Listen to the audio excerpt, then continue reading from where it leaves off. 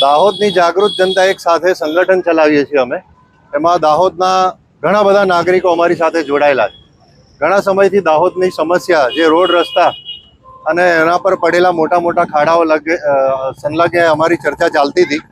એના અનુસંધાનમાં આજ રોજ અમે દાહોદ નગરપાલિકા ચીફ ઓફિસર, સત્તાધીશો અને સ્માર્ટ સિટીના જે કરતા હરતા છે એમના માટે સન્માન સમારંભનો કાર્યક્રમ રાખ્યો હતો. કારણ કે આવેદનો અને રજૂઆતોની તેમને કોઈ અસર થતી નથી.